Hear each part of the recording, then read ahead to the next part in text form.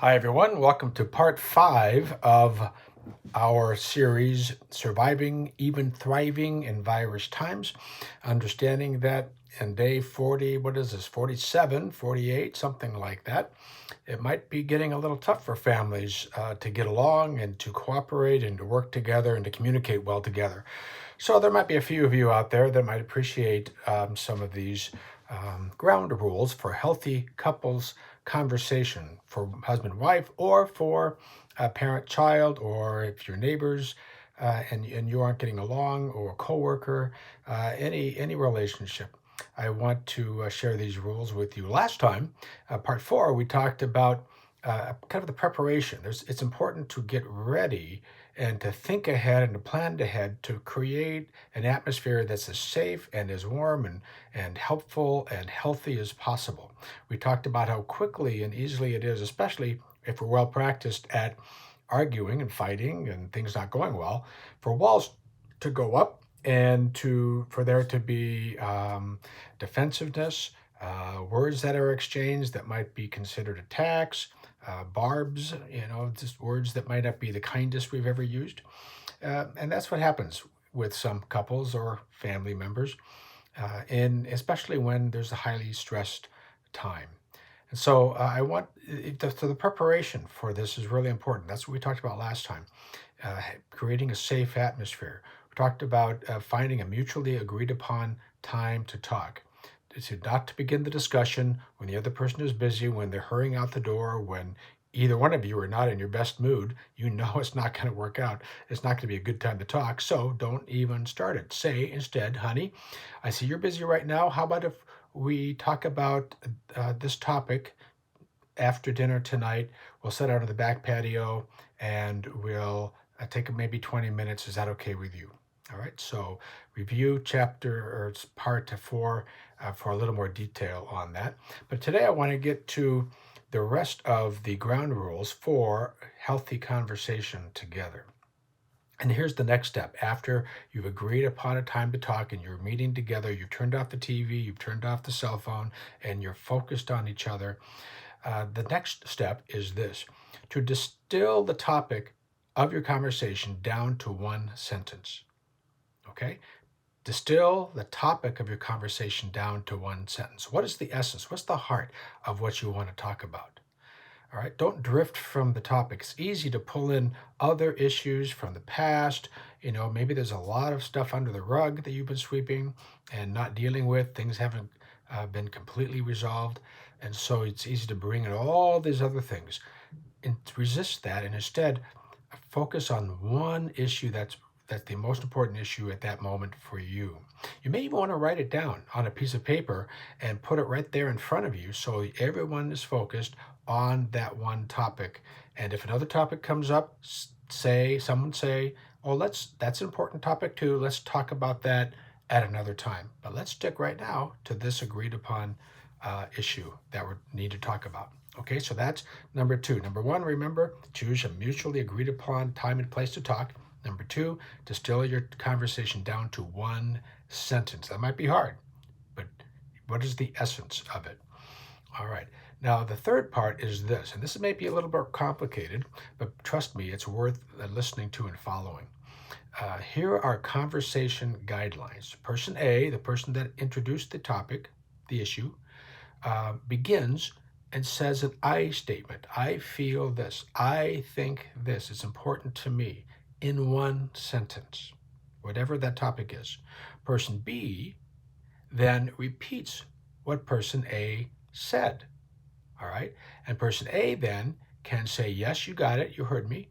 Or almost, you didn't quite hear all of it. What I said was this. Okay. And then after person B gets it, they now get to respond to person A with their own I statement.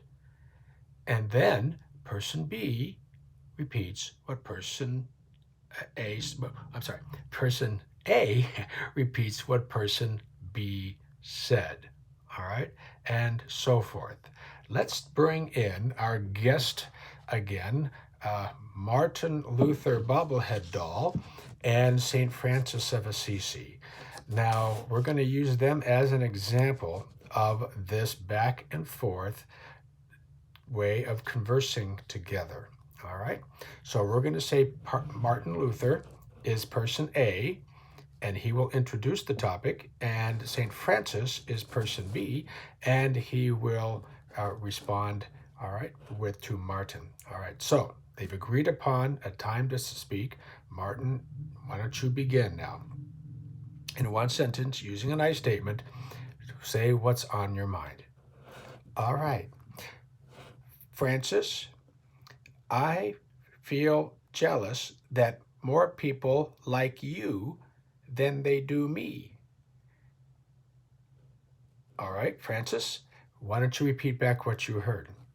Martin, what I heard you say was you feel people are more, you're jealous that people like me better than they like you.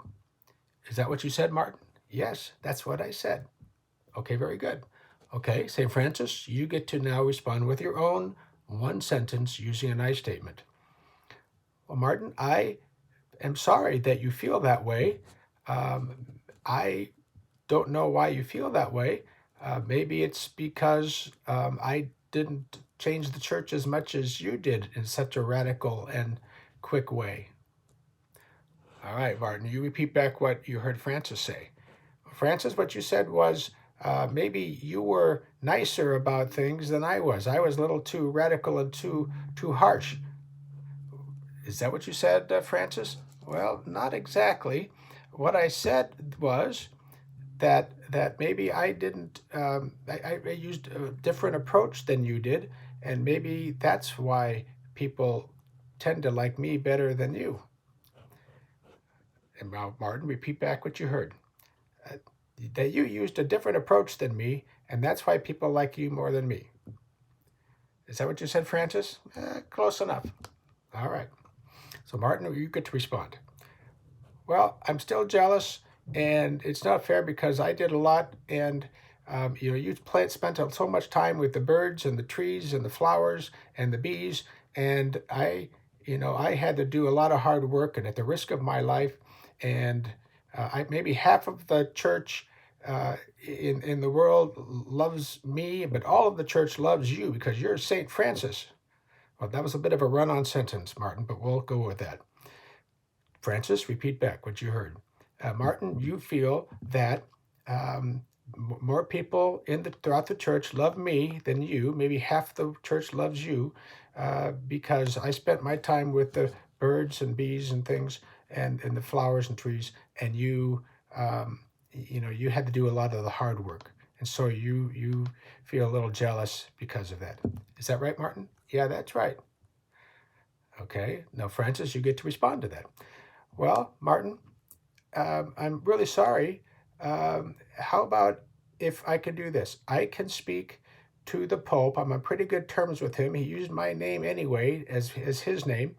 And I can probably get you to name you, how about this? You ready for this? A saint in the church.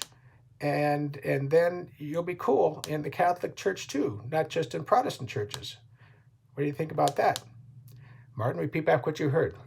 Francis, you said you're going to talk with Pope Francis and recommend that I get a Saint's Day named after me, and then the whole church will be cool with me. Is that right? That's right. That's what I said. How do you feel about that, Martin? Well, I feel a whole lot better about that. That way, more people will appreciate all that I said and did, and that will make me not feel so jealous. All right. How do you guys feel? Better about this? What do you think about this process? This was pretty good for me and pretty good for you, Francis. Yes, it was. Very good. Well, thank you for joining us here today. And we look forward to that day, Martin, when you get your own Saints' Day. Well, I'm sure that'll happen sometime soon, maybe in my lifetime. We'll see. All right. Bye, gentlemen. All right. So, not maybe an historically accurate depiction, but pretty close to talking about how you talk together. All right. So once again, person A, the one who really has the issue, use one sentence beginning with an I statement, focusing on their feelings. In this case, Martin Luther was talking about how jealous he was. All right. Then person B repeats back what person A said. Now, what's the value of that? It's so that person A feels heard and honored and respected because of that. Now, person B may not agree or may have a difference of opinion, but that's not the point. The point is that person B is trying hard to understand the feelings of person A. Okay, that is key. Now, once person B repeats back, it doesn't have to be word for word, it's what they've heard. Repeats back, and person A says, "Yes, you got me." Then person B gets their turn in one sentence and follows up with their thought on that topic, sticking with that same topic. They don't pull another topic out of the air and create a whole new thing. All right. So, and then person A repeats back what person B said. And then person A gets another shot at it, etc., etc., etc.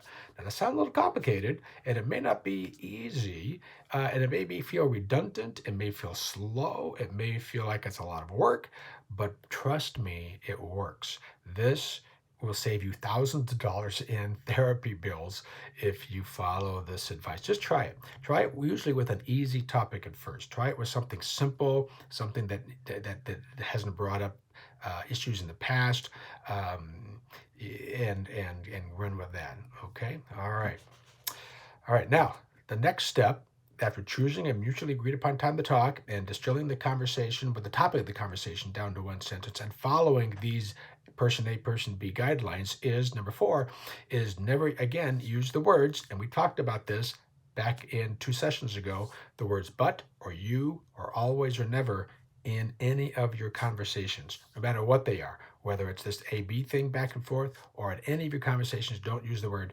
but or you. Don't begin your sentence with you, and don't use the words always or never. All right. Now, the important thing here is the goal of the conversation is to understand the other person and less to be understood. Let me say that again. The goal of the conversation is to understand the other person, being empathetic toward the other person.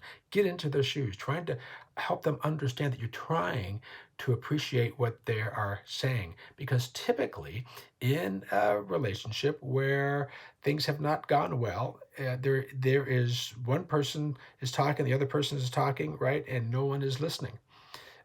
You're not being empathetic. You're trying to shove your agenda, get the other person to understand what you want, and you're not doing the listening and the caring and the empathy. So, in other words, do twice as much listening as talking.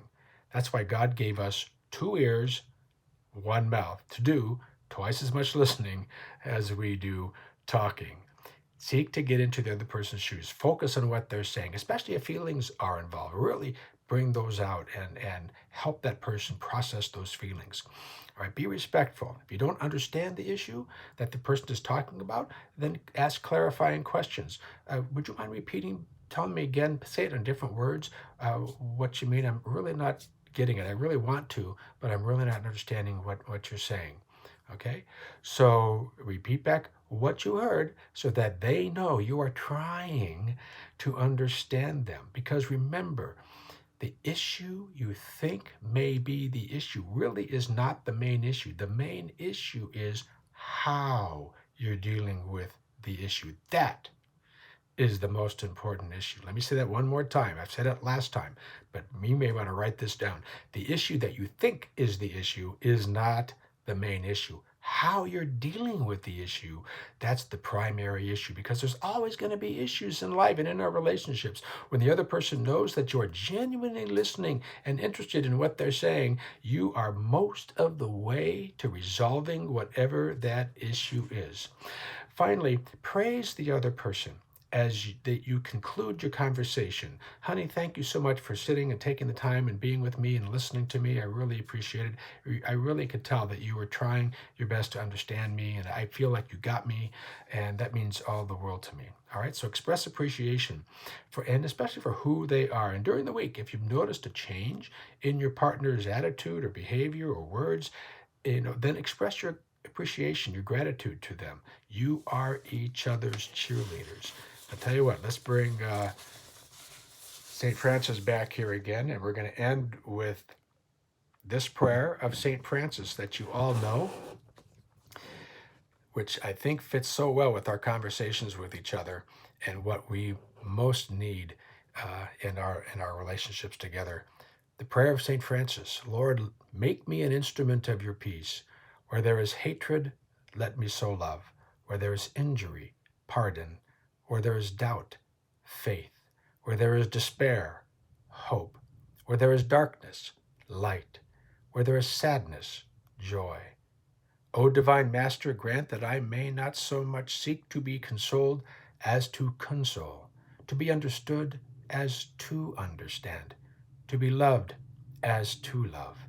For it is giving that we receive, it is in pardoning that we are pardoned, and it is in dying that we are born to eternal life. Amen. Maybe make a copy of that prayer of St. Francis. You can get it online anywhere, and make a copy and put it up on your bathroom mirror or at the kitchen table or somewhere where you and your loved ones can see it. And may that be the prayer that you and your family are led by. And that is my prayer for you as well. Lord, make me an instrument of your peace. All right, God bless you during this time, and we will see you for part 6 of our series, Surviving and Thriving Even in Virus Times. Bye-bye.